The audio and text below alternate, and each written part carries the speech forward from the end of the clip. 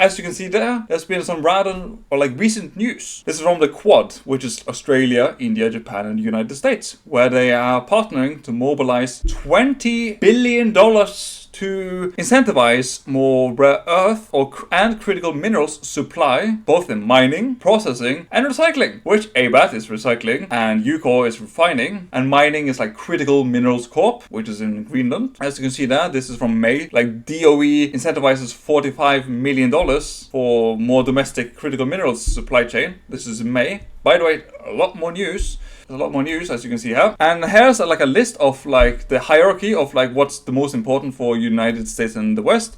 As you can see that the most important would be like processing it and so forth, both rare earths, lithium, graphite, and so forth. And then the second is refining it for like battery grade and so forth. Then mining it, because you can only recycle so much, you know.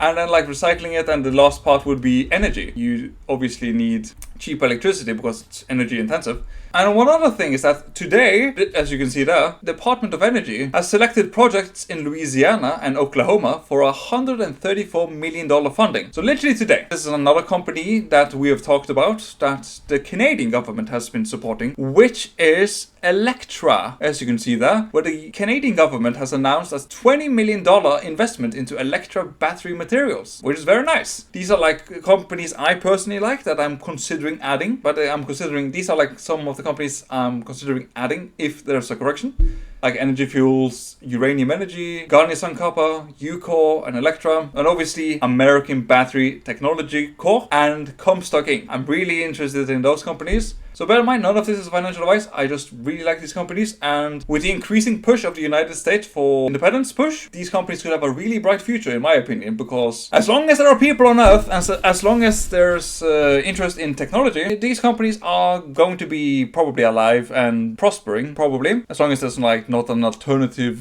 technology that disrupts all these things, like with copper with being replaced with graphene. I hope you have thoroughly enjoyed. Bear in mind, none of this is financial advice. A lot of these companies we have mentioned last year when they were a lot cheaper. We mentioned Energy Fuels when it was $4 in like April last year. It's now $20. Better than mine. It's much more riskier than when we mentioned it. Not that it is special that we mentioned it, but that's when we talked about it first. And UCORE we mentioned at like $1.30 Canadian dollars. That was in June, July-ish. And now it's $6. So bear in mind, all of these companies have rallied, other than ELECTRA. Hope you thoroughly enjoyed. Like and subscribe. Peace!